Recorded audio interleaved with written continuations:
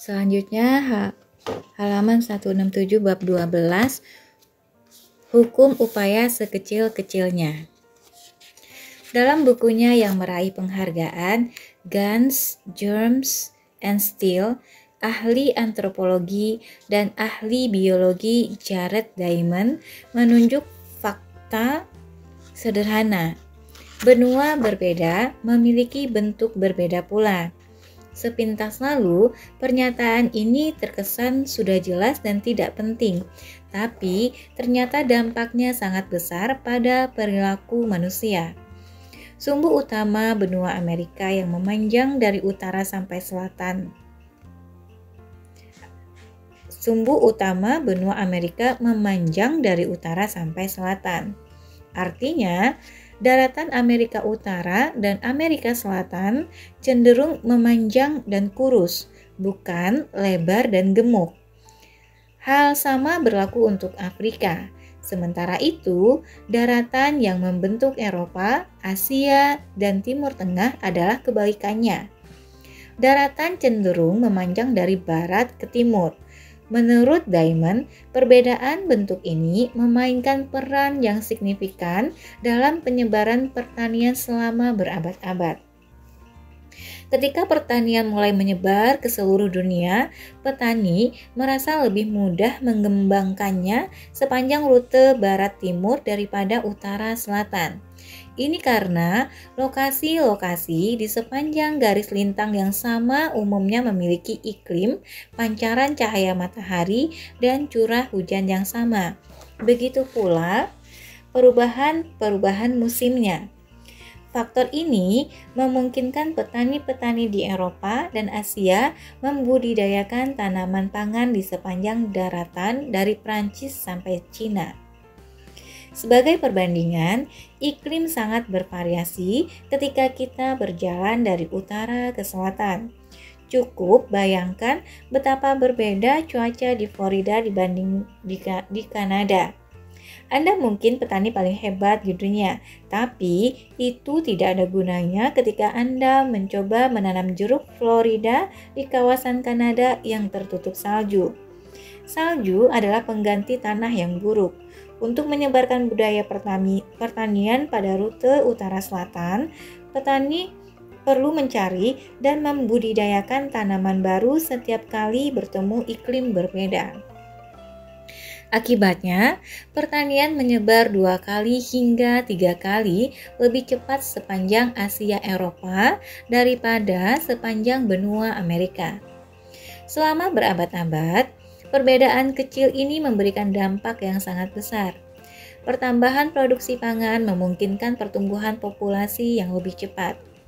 Dengan lebih banyak orang, kultur-kultur ini mampu membangun tentara yang lebih kuat dan memiliki kelengkapan yang lebih baik untuk mengembangkan teknologi-teknologi baru. Perubahan dimulai sedikit demi sedikit. Pertanian yang menyebar ke wilayah yang lebih jauh, penduduk yang lama-kelamaan menjadi lebih banyak, tapi menjadi rumit dengan perbedaan-perbedaan yang muncul sejalan dengan waktu. Penyebaran pertanian memberikan contoh hukum ketiga perubahan perilaku pada skala global. Kearifan konvensional mengatakan bahwa motivasi adalah kunci untuk mengubah kebiasaan. Barangkali jika sungguh menginginkannya, Anda akan sungguh melakukannya. Namun, yang benar adalah motivasi sejati kita adalah malas dan lebih suka mengerjakan yang nyaman.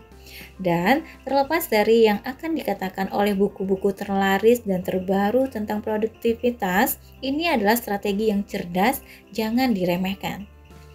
Energi adalah sesuatu yang sangat berharga, jadi otak dirancang untuk menghematnya setiap kali mungkin. Manusiawi kalau mengikuti hukum upaya sekecil-kecilnya yang mengatakan bahwa ketika harus memutuskan mana di antara dua opsi yang serupa, orang secara alami akan condong mengambil opsi yang memerlukan upaya paling sedikit. Misalnya, memperluas ladang. Memperluas ladang ke arah timur supaya dapat menanam tumbuhan yang sama, alih-alih ke utara yang memiliki iklim berbeda. Di antara semua aksi yang mungkin, yang diwujudkan adalah yang memberikan keuntungan paling banyak dengan upaya paling sedikit. Kita termotivasi untuk melakukan hal-hal yang mudah. Setiap aksi memerlukan pengerahan energi dalam jumlah tertentu. Makin besar energi yang diperlukan, makin kecil kemungkinannya aksi terjadi. Bila sasaran Anda adalah melakukan 100 push-up per hari, Anda memerlukan energi yang sangat banyak. Pada awalnya, ketika termotivasi dan bergairah, Anda dapat menghimpun kekuatan untuk mulai. Namun, setelah beberapa hari, upaya sebesar itu terasa sangat melelahkan. Sementara itu, mempertahankan kebiasaan melakukan 1 push-up per hari ketika baru mulai hampir tidak menguras energi. Dan makin sedikit yang diperlukan untuk suatu kebiasaan, makin besar kemungkinan kebiasaan itu terlaksana. Coba perhatikan semua perilaku yang mengisi sebagian besar hidup Anda. Maka, Anda akan melihat bahwa perilaku itu dapat dilakukan dengan tingkat motivasi yang sangat rendah. Kebiasaan-kebiasaan seperti memeriksa ponsel, memeriksa email, dan menonton televisi menyita sebagian besar waktu kita karena kegiatan-kegiatan itu dapat dikerjakan hampir tanpa susah payah. Kebiasaan-kebiasaan itu luar biasa menyenangkan. Bisa dibilang, setiap kebiasaan hanyalah penghalang untuk mendapatkan apa yang sungguh Anda inginkan. Diet adalah penghalang untuk menjadi sehat. Meditasi adalah penghalang untuk menjadi tenang. Menulis buku harian adalah penghalang untuk berpikir dengan jernih. Anda tidak sungguh menginginkan kebiasaan itu sendiri. Yang sesungguhnya Anda inginkan adalah hasil yang diberikan oleh kebiasaan itu. Makin besar penghalang, yaitu makin sulit suatu kebiasaan, makin besar friksi antara Anda dan keadaan akhir yang Anda dambakan. Ini sebabnya penting sekali bagi Anda untuk menjadikan kebiasaan-kebiasaan begitu mudah sehingga Anda akan melakukannya bahkan ketika sedang merasa tidak menyukainya. Jika dapat membuat kebiasaan-kebiasaan baik terasa lebih nyaman, Anda akan lebih mungkin menjalankannya. Namun, bagaimana dengan momen ketika kita terkesan mengalami kebalikannya? Kalau kita semua begitu malas, lalu bagaimana menerangkan orang-orang yang berhasil melakukan hal-hal berat seperti membesarkan anak, atau memulai bisnis, atau mendaki puncak Everest? Tentu saja, Anda mampu mengerjakan hal-hal yang sangat sulit. Masalahnya adalah, suatu hari Anda akan merasa senang melakukan tugas-tugas sulit, sedangkan pada hari lain Anda cenderung menyerah. Pada hari-hari sulit, penting sekali memiliki banyak hal yang berjalan sesuai mungkin dengan selera Anda, sehingga Anda mampu mengatasi tantangan-tantangan yang secara alami datang ke hadapan Anda. Makin sedikit gesekan yang Anda hadapi, makin mudah munculnya pribadi Anda yang lebih tangguh. Gagasan dibalik menjadikannya mudah tidak hanya melakukan hal-hal yang mudah. Gagasannya adalah menjadikannya semudah mungkin saat melakukan hal-hal dengan ganjaran dalam jangka panjang. Cara mendapatkan lebih banyak dengan upaya lebih sedikit. Bayangkan Anda sedang memegang selang penyiram taman yang tertekuk di bagian tengah. Sebagian air dapat mengalir, tapi tidak cukup banyak. Jika ingin memperbesar aliran air melalui selang, Anda memiliki 2 opsi. Opsi pertama adalah membuka keran selebar-lebarnya untuk memaksa air mengalir lebih cepat. Opsi kedua adalah cukup menghilangkan tekukan pada selang sehingga air dapat mengalir lebih bebas secara alami.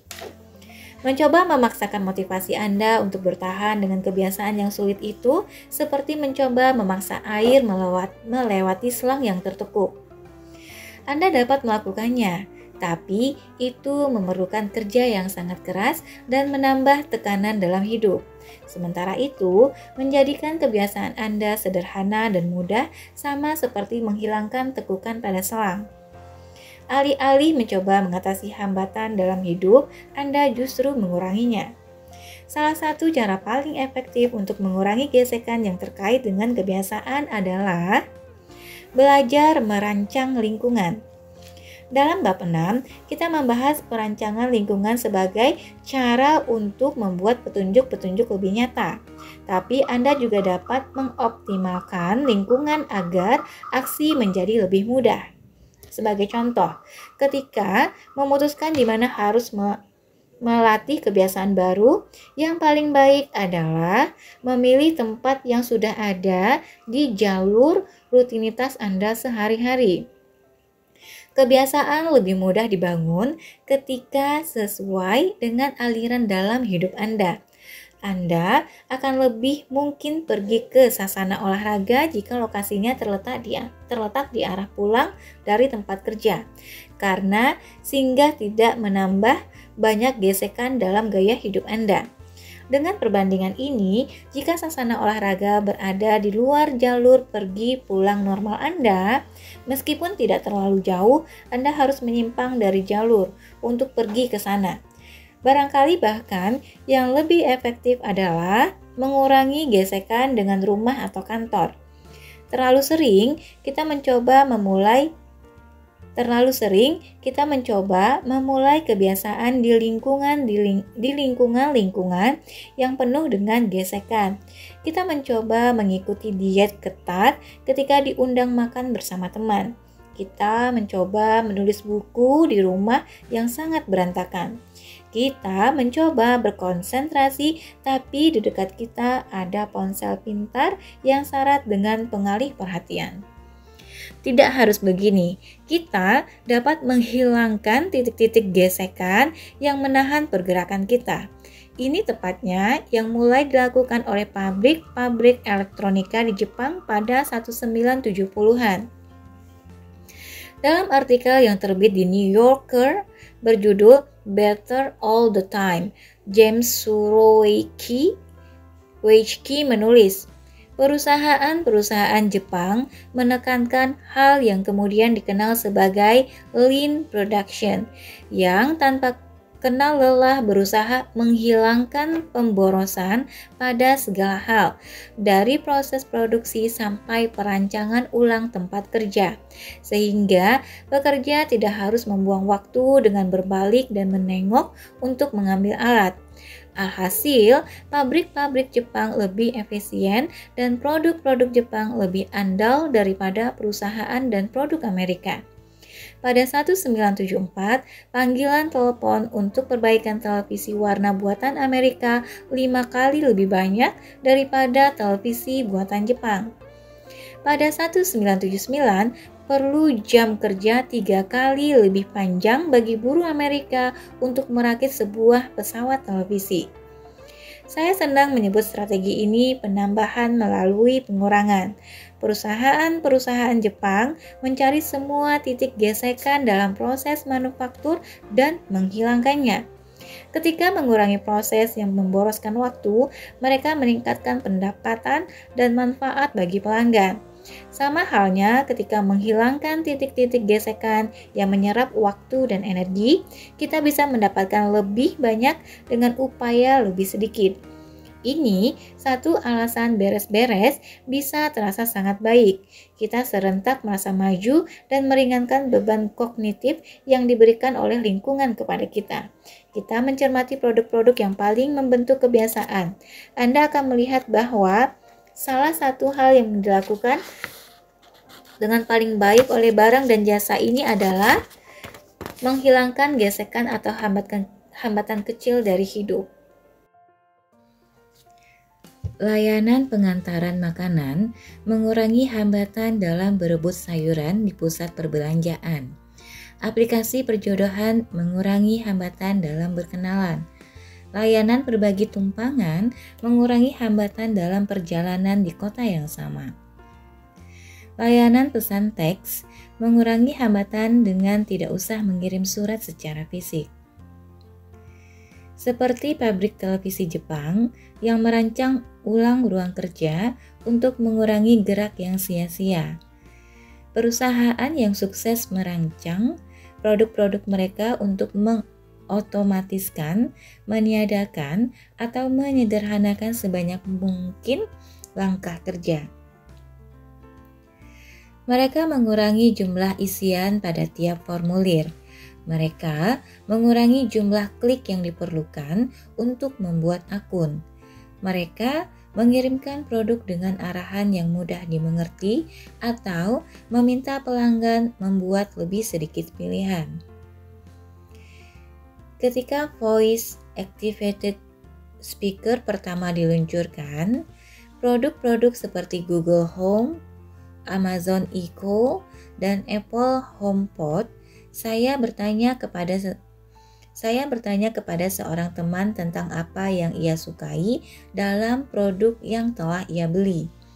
Katanya, memang lebih mudah mengatakan play home country music daripada mengambil ponsel, membuka aplikasi musik, lalu memilih daftar lagu. Tentu saja, hanya beberapa tahun sebelum ini, mempunyai akses musik tak terbatas di saku adalah perilaku yang luar biasa tanpa hambatan dibanding pergi ke toko untuk membeli CD. Dunia usaha adalah pencarian yang tak pernah berakhir untuk memberikan hasil yang sama dengan cara yang lebih mudah. Strategi serupa digunakan secara efektif oleh pemerintah. Ketika ingin meningkatkan angka pelaporan pajak, pemerintah Inggris beralih dari menggiring warga agar membuka halaman web tempat formulir pajak dapat diunduh ke menautkan warga langsung ke formulir yang harus diisi. Mengurangi satu langkah dalam proses itu meningkatkan angka pelaporan pajak dari 9,2% menjadi 23,4%. Untuk negara seperti Inggris, persentase itu sama artinya dengan pendapatan pajak bernilai jutaan pound sterling. Gagasan pokoknya adalah menciptakan lingkungan tempat melakukan hal yang benar menjadi semudah mungkin. Banyak dari perjuangan membangun kebiasaan-kebiasaan yang lebih baik berasal dari penemuan cara-cara untuk mengurangi hambatan yang terkait dengan kebiasaan baik dan meningkatkan hambatan yang terkait dengan kebiasaan buruk. Menyiapkan lingkungan terbaik untuk masa mendatang. Oswald Knox adalah pengembang teknologi informasi dari Natchez, Mississippi. Ia juga orang yang paham kekuatan menyiapkan lingkungan yang terbaik. Knox membentuk kebiasaan bersih dengan mengikuti strategi yang ia sebut menyusun ulang ruangan. Sebagai contoh, ketika selesai menonton televisi, ia menaruh remote control ke belakang pesawat televisi, menata bantal-bantal di sofa, dan melipat selimut. Ketika meninggalkan mobil, ia langsung membuang sampah di dalamnya. Setiap kali mandi, ia membersihkan toilet sambil menunggu air menjadi hangat. Dalam pengamatannya, waktu yang sempurna untuk membersihkan toilet adalah tepat sebelum Anda mandi di bawah pancuran. Tujuan merapikan kembali tiap ruangan bukan hanya untuk kebersihan setelah aksi terakhir, tapi juga menyiapkan untuk aksi yang akan datang. Ketika Anda masuk ke suatu ruangan, semua ada di tempat yang benar, tulis Knox. Karena saya melakukannya setiap hari di setiap ruangan. Barang-barang selalu berada dalam kondisi yang baik. Orang mengira saya bekerja keras, padahal sesungguhnya saya sangat malas. Hanya saja saya malas secara proaktif. Strategi ini memberi Anda banyak waktu. Setiap kali mengorganisasikan ruangan untuk tujuan sesuai yang dimaksud, Anda menciptakan agar aksi berikutnya mudah. Sebagai contoh, istri saya menyiapkan kotak berisi kartu ucapan selamat yang telah disortir berdasarkan kejadian. Hari lahir, ucapan simpati, pernikahan, wisuda, dan lain-lain. Setiap kali diperlukan, ia tinggal mengambil kartu yang sesuai lalu langsung mengirimnya. Ingatannya sangat bagus terkait dengan kapan harus mengirim kartu, karena ia telah mengurangi hambatan untuk melakukannya. Selama bertahun-tahun, saya kembalikan kartu itu. Saya kebalikan dari itu. Ketika mendengar seorang teman dikaruniai anak, saya biasa berpikir, saya harus mengirim kartu ucapan selamat. Namun karena sibuk, tak terasa sepekan berlalu. Dan ketika ingat untuk membeli kartu di toko, sudah terlambat. Kebiasaan itu tidak mudah. Ada banyak cara untuk menyiapkan lingkungan Anda sebaik mungkin, sehingga yang ada di situ siap untuk langsung digunakan. Jika Anda ingin memasak sarapan yang sehat, taruh wajan kecil di atas kompor. Siapkan minyak di dekatnya.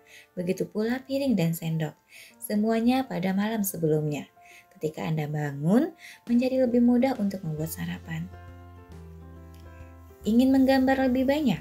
Taruh pensil, pena, buku catatan, dan alat-alat gambar di meja kerja, di tempat yang mudah dijangkau.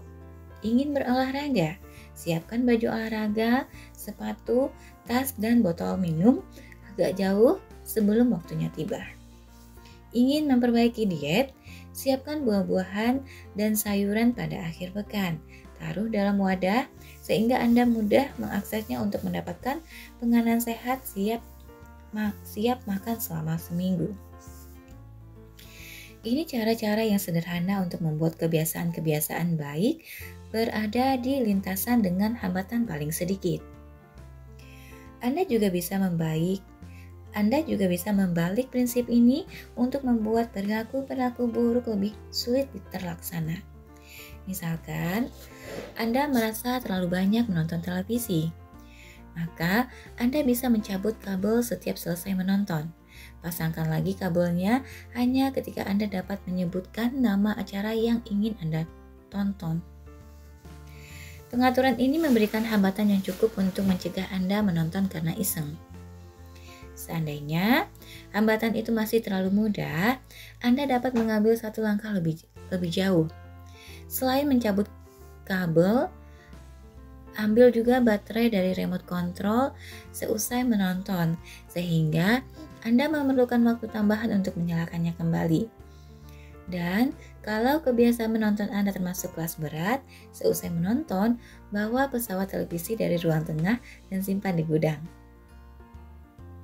Kembalikan lagi hanya ketika Anda sungguh ingin menonton. Makin besar hambatan, makin kecil kemungkinan kegiatan menjadi kebiasaan. Bila situasi memungkinkan, saya meninggalkan ponsel di ruangan lain sampai saat santap siang. Kalau ponsel ada di dekat saya cenderung membukanya sepanjang hari meski tanpa alasan sama sekali. Ketika ponsel itu ada di ruangan lain, saya jarang memikirkannya, dan hambatan itu cukup tinggi hingga saya tidak akan mengambilnya tanpa suatu alasan. Alhasil, saya mendapatkan 3-4 jam pada pagi hari yang dapat digunakan untuk bekerja tanpa interupsi. Kalau melakukan ponsel di ruangan lain belum cukup, minta seorang teman atau anggota keluarga menyembunyikannya dari Anda selama beberapa jam. Minta rekan kerja menyimpannya di meja mereka pada pagi hari dan mengembalikannya kepada Anda saat makan siang. Yang istimewa adalah betapa sedikit hambatan yang diperlukan untuk mencegah perilaku yang tidak diperlukan. Ketika saya menyembunyikan bir di bagian belakang lemari pendingin sehingga saya tidak dapat melihatnya, minum alkohol saya berkurang. Ketika saya menghapus aplikasi media sosial dari ponsel saya, bisa berminggu-minggu sebelum saya mengunduh dan mengaktifkannya lagi. Trik ini mungkin tidak sanggup menghambat ketagihan yang serius, tapi bagi kebanyakan kita, hambatan sedikit saja dapat menghasilkan perbedaan antara mempertahankan kebiasaan baik dan terjerumus ke kebiasaan buruk.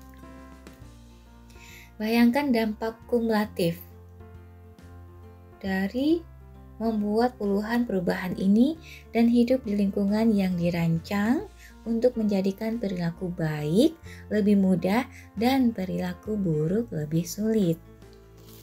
Entah menggunakan pendekatan perubahan perilaku sebagai individu, orang tua, pelatih, atau pemimpin, kita harus mengajukan pertanyaan yang sama.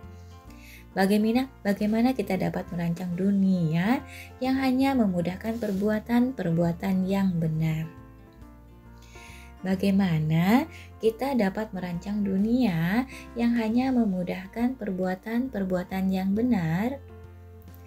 Rancang ulang hidup Anda supaya aksi-aksi yang paling penting adalah juga aksi-aksi yang paling mudah dikerjakan. Ringkasan bab 12. Perilaku manusia mengikuti hukum upaya yang sekecil-kecilnya. Kita secara alami akan condong ke opsi yang menuntut kerja paling sedikit. Ciptakan lingkungan tempat hal benar yang dapat dilakukan dengan semudah mungkin. Lalu, kurangi hambatan yang terkait dengan perilaku baik. Ketika hambatan lebih sedikit, kebiasaan menjadi mudah. Lalu, tingkatkan hambatan yang terkait dengan perilaku buruk. Ketika hambatan tinggi, kebiasaan menjadi sulit. Kemudian, menyiapkan lingkungan Anda agar aksi yang mendatang lebih mudah.